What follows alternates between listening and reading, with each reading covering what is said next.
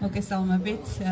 დიდი მადლობა რომ დღეს მოხვედით. დღეს შედარებით პატარა შემადგენლობა ვართ იქიდან გამომდინარე, რომ ჩვენი გუნდის ძირითადი ნაწილი აჭარაშია წასული.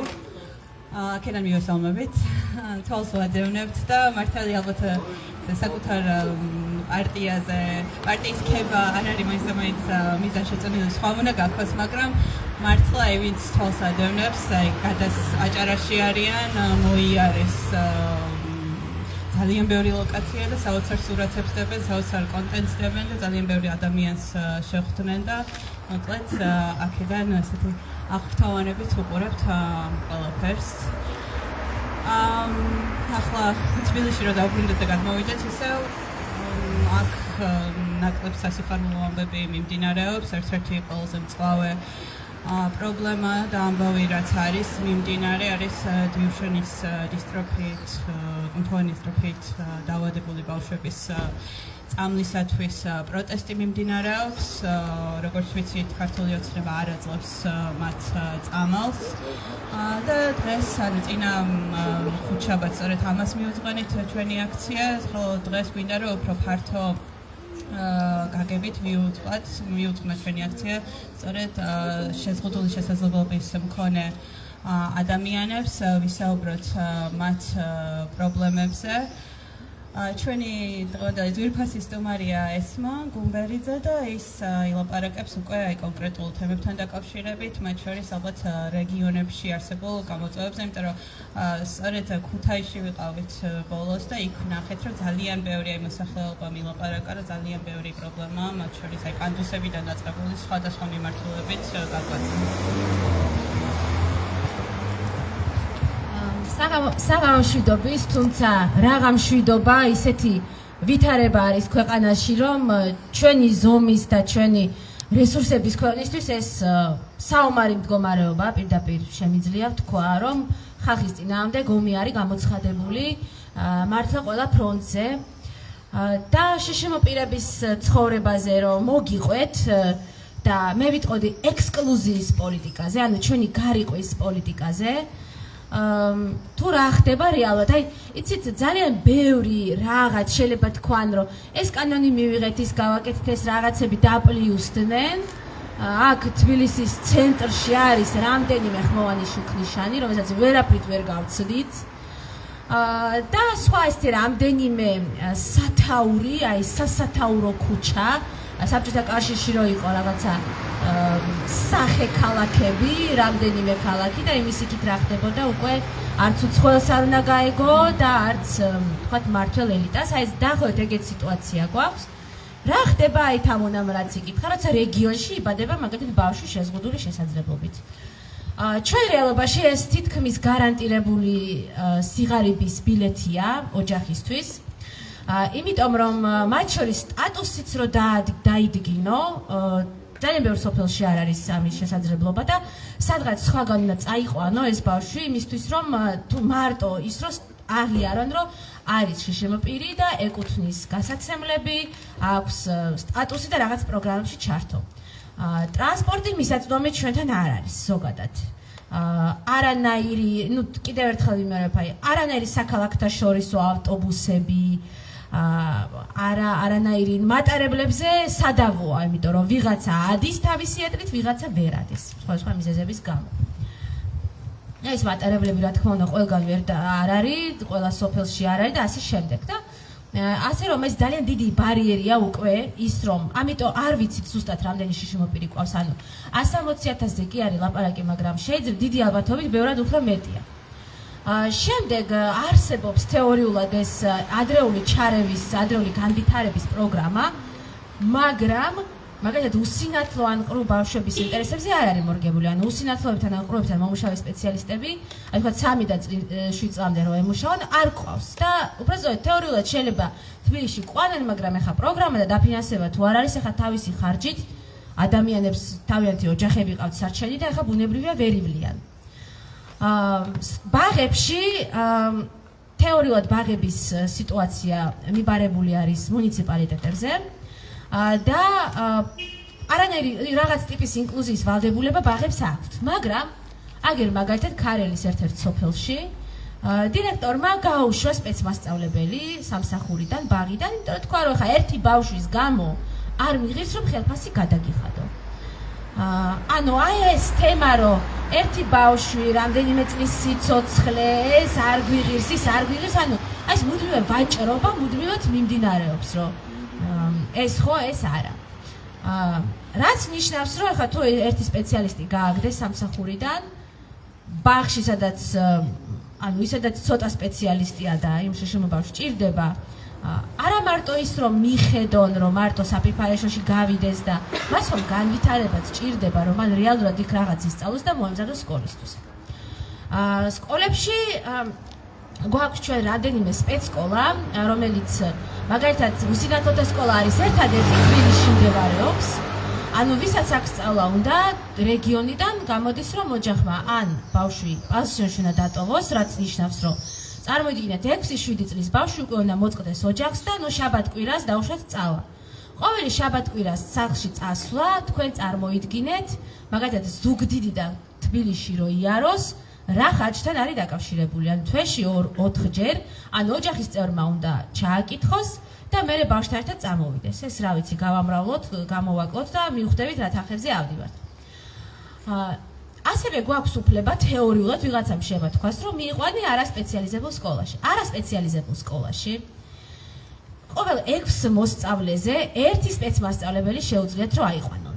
რაც ნიშნავს, წარმოიდგინეთ, რომ ეს არ თქვათ ამ 6 მოსწავლეს აქვს სხვადასხვა დარღვევა. ერთი არის უსინათლო, ერთი არის ყრუ, ერთს აქვს აუტიზმი, ერთს დაუნის სინდრომი, ერთი თქვათ ეტლშიზის და ამ დროს სხვადასხვა კლასებში სხედან, სხვადასხვა საჭიროებები აქვს აბსოლუტურად სწავლების თვალსაზრისით, რომელერც უნდა ასწავლოს ამ სპეცმასწავლებელმა.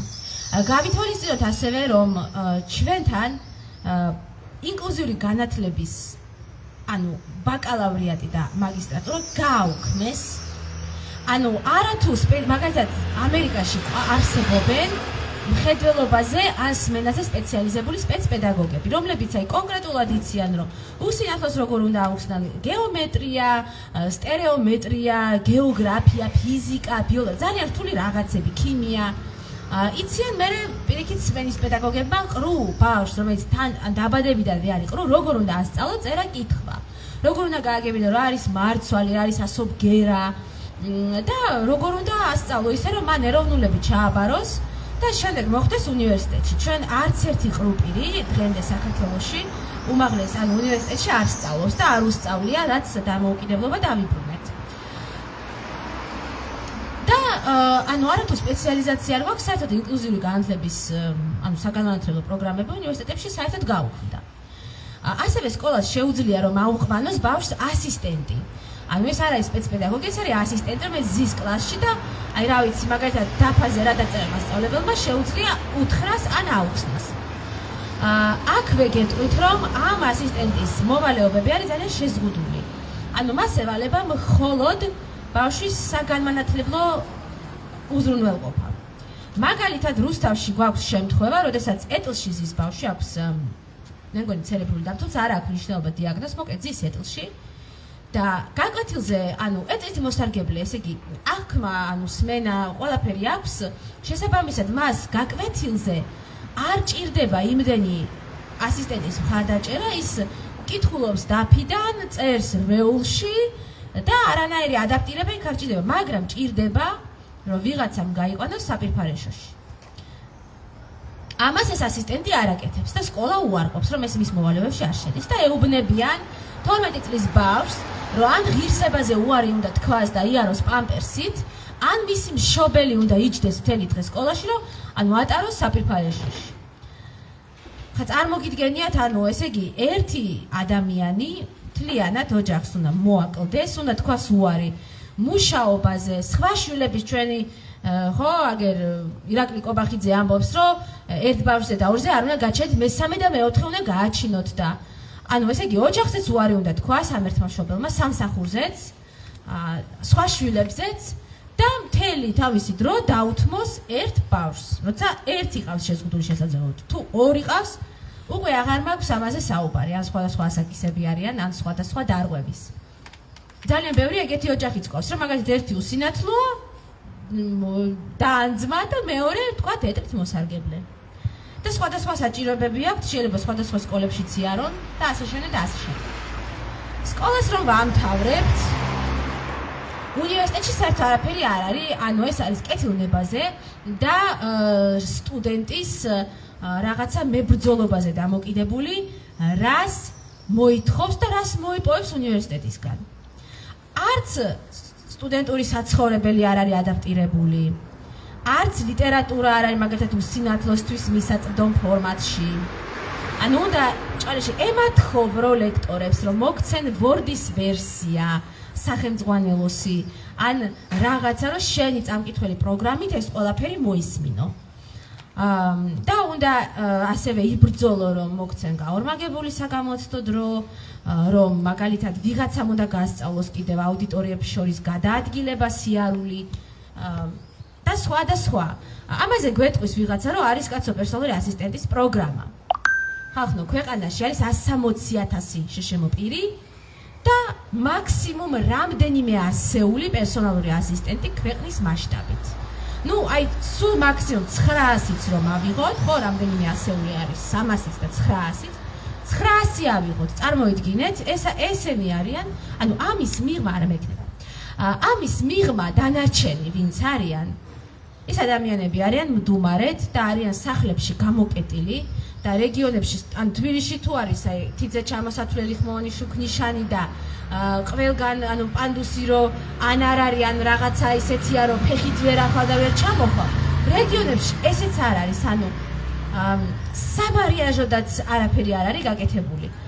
შესაბამისად ეს ადამიანები, აი, ერთი გვინდოდა რაღაც საგანმანათლებლო პროგრამის, აი, გადამზადების პროგრამა გაგვეკეთებინა შიშიმო პირებისთვის და დავხატოთ ერთი შიშიმო პირია რეგიონში მცხოვრები და ისეთი დეპრესიული სურათი გამოვიდა, რომ იმ ადამიანებს, ვინც იმ აუდიტორიაში იყვნენ, ანუ არ უნდათ ამის აღიარება, რომ როგორ კაცო, ანუ იმიტომ რომ გამოვიდა, რომ ეს ადამიანი უბრალოდ ზის სახლში, ტელევიზორთან ან რადიოსთან და თუ არ ფლობს ტექნოლოგიებს, ან ტექნოლოგიებს კიდევ ვერ ფლობს თუ ვიღაცამ არ ასწავლა და მაგაზეც გეტყვით, რომ ზრდასრულ ასაკში თუ დაკარგე მხედველობა ან სმენა ან ჩაჯექი ეტლში, არანაირი პროგრამა არ არსებობს, რომელიც შენ გასწავლის, რომ ეხლა უსინათლომ როგორ მოიმზადო საჭმელი, როგორ დაალაგოს სახლი, როგორ გადაადგილდე ხელჯოხით, რავი, როგორ დაარეცხო, როგორ შეიძლება ამ საყოფაცრებო ტექნიკის ადაპტირება გააკეთო, რომ შენ გამოიყენო, თუნდაც იგივე ვთქვათ მიკროტალღური ღუმელი, აი გაიხსენეთ სახლებში,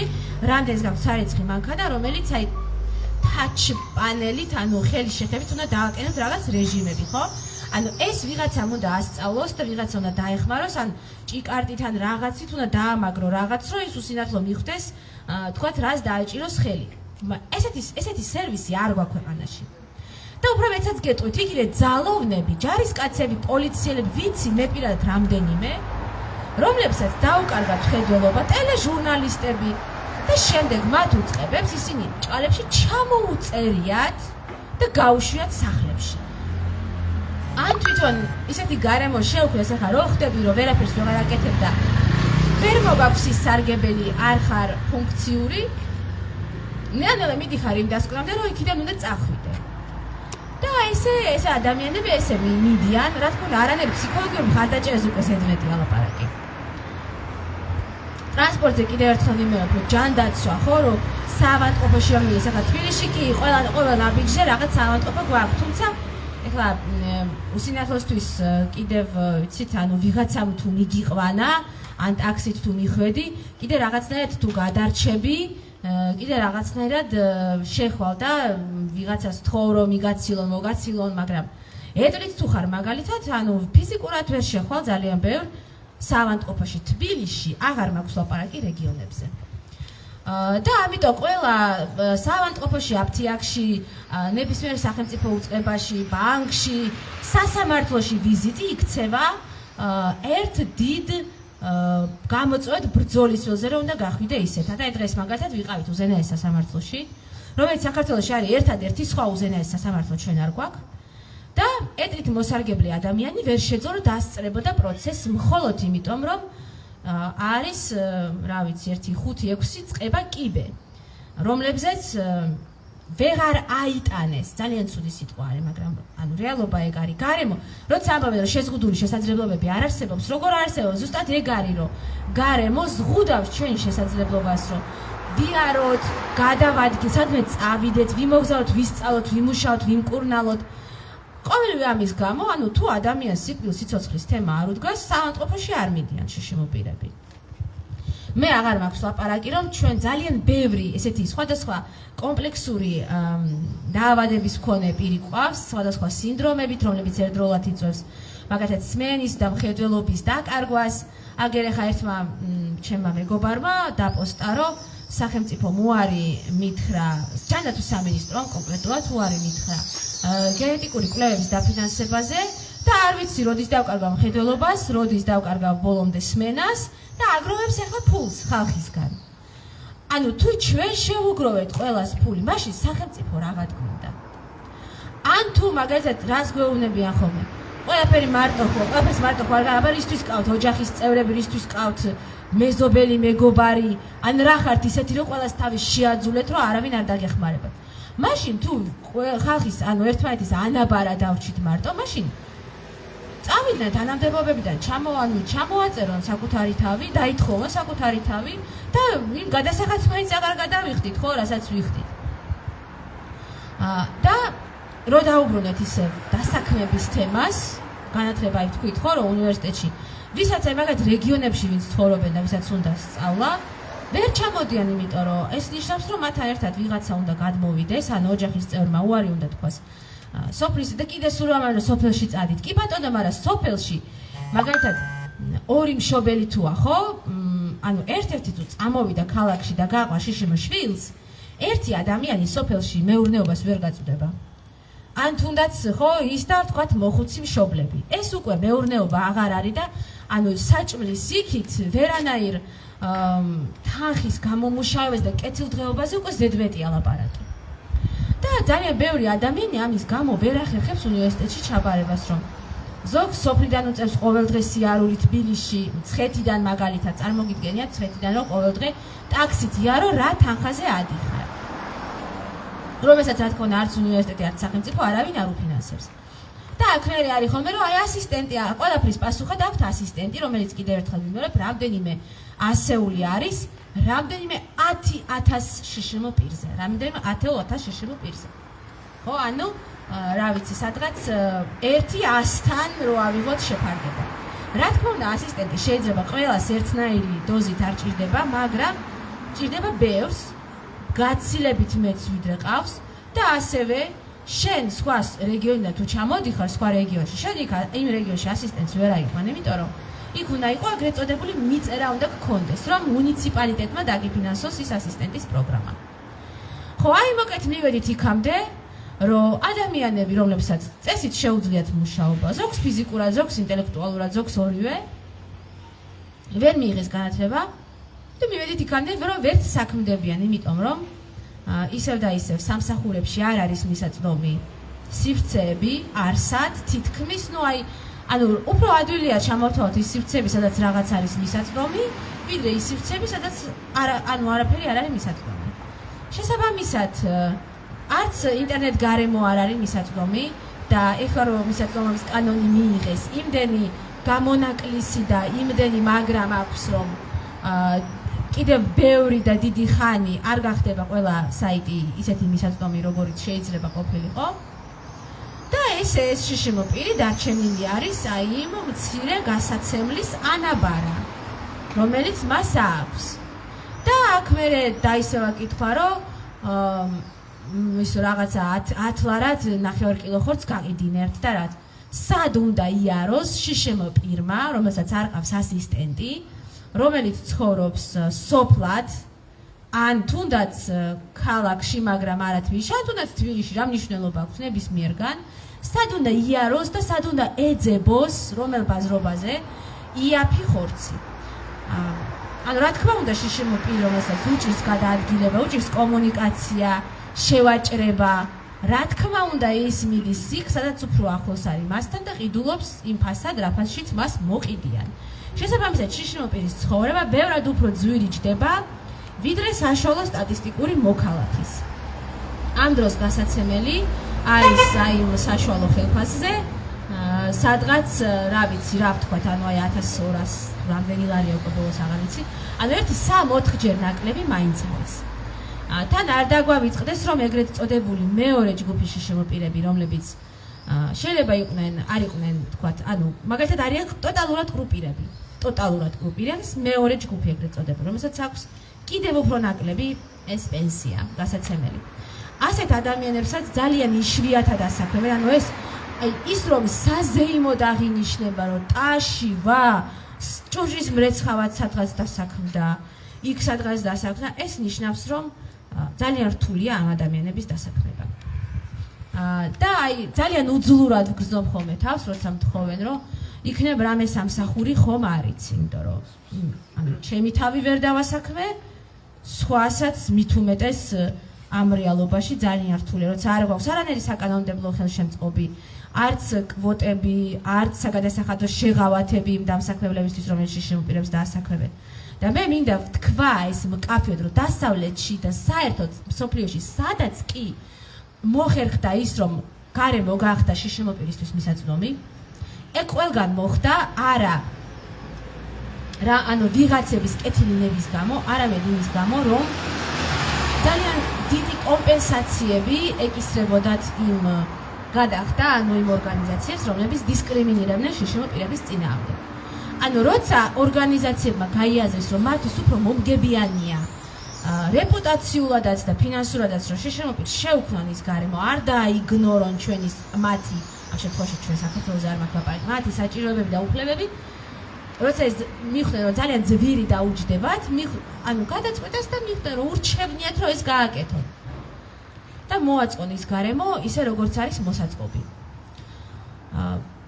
აი რეაბილიტაციაზე, ხო, მაგალითად ის რომ ასისტენტი ყველას არ ჭირდება. იცით რა, ასისტენტი კიდევ უფრო ნაკლებ ადამიანს დაჭირდებოდა, რომ გქონდეს დამოუკიდებლად ცხოვრების სწავლება. ხო, თუნდაც აი ხელჯოხით გადაადგეს, მაგალითად მობილობა ორიენტაციის ტრენინგი. იმიტომ რომ ასეთ შემთხვევაში ბევრი უსინათლო შეძლებდა სადღაც მაინც მარტო სიარულს და აღარ დაჭირდებოდა ასისტენტი, თქვათ, თვეში 120 საათი, ანუ დღეში 6 საათი და შეიძლება დაჭირდებოდა მაგალითად 60 საათი ან ნაკლები. რაც ნიშნავს, რომ სახელმწიფო რესურსი მეტ ადამიანზე შეიძლება რომ განაწილებულიყო, უფრო მეტად ვისაც ჭირდება. და სხვა, კიდევ ერთხელ ვიმეორე, როცა ადამიანს განათლებას, ხო და ეს კიდევ ადამიანმა დამოუკიდებლობა როცა არ იცის და არ შეუძლია, იმიტომ რომ არ ასწავლეს, ის ვერც ისწავლის თუნდაც პროფესიულ სასწავლებელში ადეკვატურად. ჩვენ გვაქვს პროფესიულ სასწავლებელში ვითომ ინკლუზიის პროგრამები, არის უფასო სწავლება, უზრუნველყოფენ ტრანსპორტით, მაგრამ შენ თუ არ შეგიძლია რომ მაგალითად ყავა მოიდუღო შენით, ან არ იცი როგორ მიხვიდე შენით და აი ვიღაცას მიყავხარ და მოყავხარ ხო ტრანსპორტით.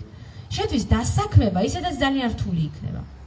ამიტომ არის მნიშვნელოვანი აი ამ უნარების განვითარება, რომლებიც ჩვენ გაგვხვდი და უფრო კონკურენტუნარიანებს და რა თქმა უნდა გარემოს ადაპტირება, რომელიც ნახეთ მარტო უსინათლოსთვის და მარტო ეტრის მოსარგებლობის და სხვა შიშმოპირისთვის კი არ არის საჭირო.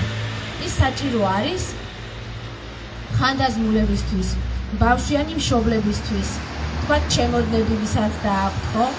ასევე ეს გარემოს ადაპტირება ნიშნავს, რომ მეტი სპეციალისტი დასაქმდება ამაზე, ანუ მეტი სამუშაო ადგილი შეიქმნება. თუნდაც მაგალითად აი ხა რო ამბობენ რომ ეს დიუშენის კუნთოვანი დისტროფიის სინდრომის მქონე ბავშვების მკურნალობა როგორი ძვირი დაჯდება და როგორი რთულია და აქ უნდა იყოს ინფრასტრუქტურა. კი ბატონო, შეიქმნას მე ინფრასტრუქტურა, ამაზე სპეციალისტები აიმაღლებენ კვალიფიკაციას, განვითარდებიან. იგივენერად განვითარდებიან არქიტექტორები, რომლებსაც მოუწევთ რომ ისწავლონ, როგორ ააგონ ისეთი შენობები, რომლებიც თავიდანვე ყველასთვის არის მისაწვდომი. როგორი უნდა იყოს ტაქტილური ბილიკი. პროგრამისტები ისწავლიან ისეთი საიტების და ისეთი დოკუმენტების შემუშავებას, რომ წამკითხვებმა პროგრამამაც წაიკითხოს. ამაზე კიდევ ერთხელ ვიმეორე, ადამიანები დასაქმდებიან და განვითარდებიან ამით. ამაზე ამბობს ქართული ოცნება უარს, როდესაც აიგნორებს სხვადასხვა ჯგუფის საჭიროებებს და მე გეტყვით კიდე როგორ, ხო? ანუ აი გეტყვიან რომ არსებობს უამრავი საბჭო, ყველა სახელმწიფო უწყებასთან არის შიშმოპირთა საკითხებზე მომუშავე საბჭო და ჩვენ ვმუშაობთ ისე რომ ბოლი აგვდის. მაგრამ აი მაგალითად განიხილებოდა თუ არა აქონდროპლაზიის მქონე ბავშვთა საკითხი ამ საბჭოებზე. განიხილებოდა თუ არა დიუშენის ესე იგი სინდრომის მქონე ბავშვების საკითხი, რომელიმე ამ საბჭოზე. არ განიხილებოდა, თამამად შემიძლია იკითხეთ, იმიტომ რომ აქონდროპლაზიის ვითარების დროს ვიყავი თითქმის ყველა, ანუ თავრობასთან ცალკე, ჯანდაცვასთან ცალკე, შსს-თან, იუსტიციასთან, ყველასთან თუ რამე საკონსულტაციო საბჭო იყო, ყველგან მე ვიყავი ერთ-ერთი წევრი. და დღეს კიდევ აღარ ვარ, მაგრამ ვიცი, იმიტომ რომ მაქვს მუდმივი ურთიერთობა იმ ხალხთან, ვინც არიან ამ საბჭოების წევრები, ვიცი, რომ არ განხილვა არც ერთი ეგ საკითხი. ანუ მნიშვნელოვანი საკითხები, რომლებიც ეხება თემს, იქ არ განიხილება. და გამოდის, რომ ეს ყველაფერი არის აი ბუტაფორიულად შექმნილი. სამაგიეროდ, რაშიც აღარ არის დისკრიმინაცია, ანუ ჭყალებში არ არის, იმიტომ რა თქმა უნდა არის პოლიტიკურ დევნაში შშმ პირების, რომლებიც გამოდიან აქციებზე. ჩვენ აი ხვალ მაგალითად არის დუტა ჯავახიშვილის სასამართლო პროცესი, რომელზეც მე ამაზე საჯაროდ იმიტომ ლაპარაკობ, რომ ეს უკვე მედიაშიც გაჟღერდა, რომელზეც თქვენს რომ მოსამართლემ დასვა საკითხი, რომ მისი ექიმი უნდა გამოვკითხოთ, აცნობიერებდა თუ არა სად იმყოფებოდა. ანუ მარტო იმიტომ რომ ადამიანმა წარმოადგინა მეორე ჯგუფის, ანუ მნიშვნელოვნად გამოხატული შშმ პირის სტატუსი, მისგან მოითხოვენ დასაბუთებას, რომ არის თუ არა ადეკვატური. ამ დროს ჩვენ ქმედულ უნარობა გაუქმებული გვაქვს 2015 წლიდან და ყველა საერთაშორისო უწყებაში ხელისუფლება ქართული ოცნება თავს იწონებს ამ რეფორმით, მაგრამ ანუ ამავე რეფორმას არ მიყვებიან თავისივე მოსამართლეები. პატივს არცევენ, ფეხქვეშ თელავენ ამ რეფორმას, როდესაც შშმ მომიტინგის ესე იგი კომპეტენციას სვამენ ეჭვქვეშ. ანუ ნელ-ნელა გვართმევენ უკვე გამოხატვის თავისუფლებას, რომ ჩვენ უნდა შეგვრეკონ, არ ვიცი, მეორე ეტაპი იქნება, რომ თუ შენ არ იცი რა გინდა, ქუჩაში რასაკეთებ, აქციაში აქციაზე რასაკეთებ, არ ღვევ წესებს, თავს იზიანებს, სასამართლოებამდე მიკრავს შენი თავი, რა გინდა შვილო ქუჩაში ეტყვიან, მე აქანაც მივალთ. და ეს იქნება შემდეგი ნაბიჯი აუცილებლად. აგერ არის ფსიქიატრიული, აგერ არის რაღაცა კიდე არ ვიცი, დახურული რამე დაწესებულება და აგერ მოგივლით და რა ვიცი, გამოგასწორებთ. და სამწუხარო არის, რომ ამ საკითხს არ აქვს საკმარისი ხილვადობა, არ აქვს გამოხმაურება და პროტესტი არ გვიჩნდება, რომ რას ქვია მომიტინგეს, იმიტომ რომ აქვს შშმ პირის სტატუსი, რას ქვია, რომ მისი ქმედუნარიანობა ამის გამო დგება ეჭვქვეშ. ამ დროს აგერ უნგრეთში გვაქვს ძალიან კარგი მაგალითი იმის, რომ უსინათლო ადამიანი დაინიშნა, ანუ გამოცხადდა, რომ უკვე მაისის ბოლოდან, როდესაც მადიარის მთავრობა შევა ძალაში, დაიკავებს ერთ-ერთი მინისტრის პოსტს. ეს არის აი ძალიან დიდი პრეცედენტი მსოფლიოში.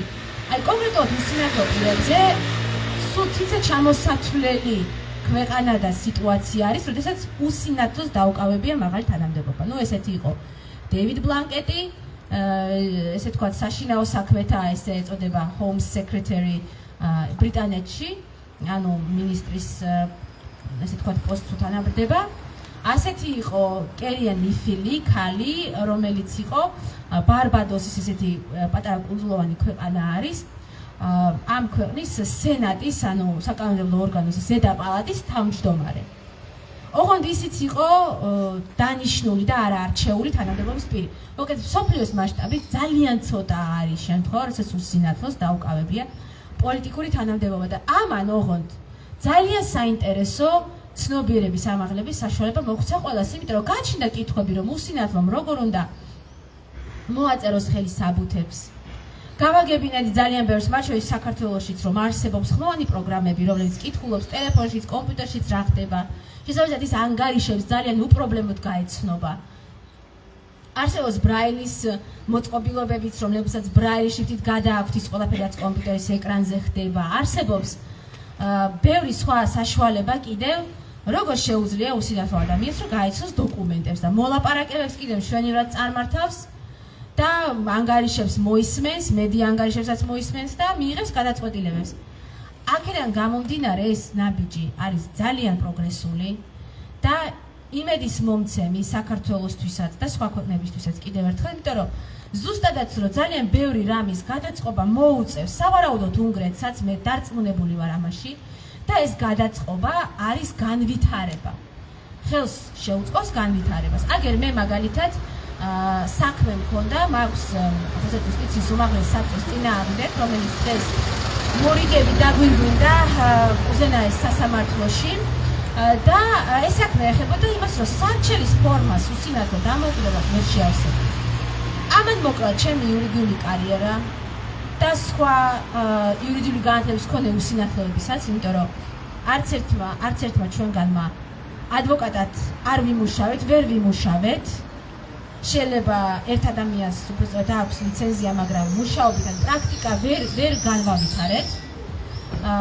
და შეიქმნა ბოლოს, ეხლა მზადების პროცესში ამჯერ არ გამოქვეყნებულა, მაგრამ შეიქმნა ადაპტირებული მისაწვდომი ფორმა, რომელსაც უსინათლო უკვე თავისით შეავსებს დამოუკიდებლად. ეს რას ნიშნავს? ხო, რომ შესაძლებელი ყოფილა, ანუ სამინისტროს საბჭოც განვითარდა, მათ პროგრამისტებიც განვითარდნენ, მათი მოხელეებიც განვითარდნენ, მათ მიიღეს ინფორმაცია, რომ არსებობს ხმოვანი გამხმოვანებელი პროგრამა, უსინათლოსაც შეუძლია რაღაც. ეს არის ძალიან მნიშვნელოვანი ზუსტად, ამიტომ ინკლუზია, რომ ის აიძულებს, უწყებებს იაზროვნონ, განვითარდნენ, კიდევ ერთხელ გამოვიდნენ, მეტი ადამიანი დასაქმდეს, მეტი სიკეთე გადანაწილდეს და სწორედ ამიტომ არის ჩვენ რო დღეს თავისუფლების მოედანი ვსაუბრობთ ინკლუზიის და არა ექსკლუზიის მნიშვნელობაზე. მე აქ ალბათ გავჩერდები, იმიტომ რომ ამ თემაზე შემიძლია დაუსრულებლად რომ ვისაუბრო. იქნებ ვინმე სურს ამ თემაზე კომენტარის გაკეთება, ან თუნდაც დიუშენის სინდრომთან დაკავშირებით, ჩემი სოლიდარობა უპირობო, რა თქმა უნდა, მშობლებს და ბავშვებს დიუშენის სინდრომის მქონეს. რა თქმა უნდა, თავისუფლება სინდისის პატიმრებს და დიდი იმედი მაქვს და ამიტომაც ვცდილობ მუშაობ და ვხარჯავ მეც და ყველა ჩვენგანი აქ დროს და ენერგიას, რომ აი ესე ნელ-ნელა ამ ყველაფერში ვიზრდებით და ნამდვილად ვიზრდებით. აი დღეს სხვათვის ეს ხმოვანი შუქნიშანიც, ხო, მარტო იმიტომ კი არა ესაჭირო რომ მე გადავიდე იქ. იმიტომაც არის რომ ვიღაცა მიხვდება რისთვის არის, რომ ეს უსინათლოსთვის არის და უსინათლოს დადის ამ ქალაქში.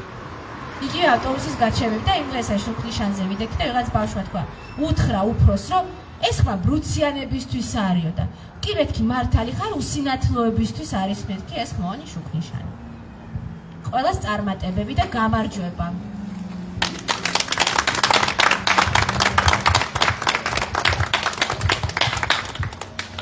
ღმერთი მადლობა.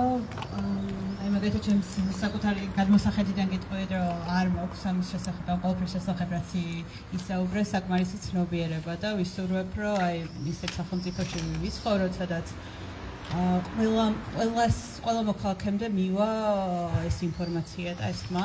ერთი რაც გამახსენდა ახლა რომ გისმენდიან ამ მიმართულებით ერთ-ერთი ყველაზე ძირითადი ხელსაწყოა თქვა ეს ინოვაცია გამოიყენება სხვადასხვა მიმართულებით რომ შესაძლებელი შესაძლებლობების მქონე ადამიანებს გაუადვილდათ და ცხოვრების ხარისხი გაუმჯობესდათ და ქართული ოცნება იმის მაგივრად რომ სამედიცინო სფეროში იქნება ინოვაცია თუ სხვა მიმართულებით ინოვაცია ამისთვის იყენებდეს აი დღეს წავიკითხე ზუსტად კვლევა MDF-ის რომელიც გამოავლინეს 75 გამოვლენი აკაუნტიდან სოციალურ ქსელში, რომელიც წერდა რაღაც უარყოფით კომენტარებს ამ დიუშენის პრეპარატზე. აქედან 47 იყო AI გენერირებული სურათით.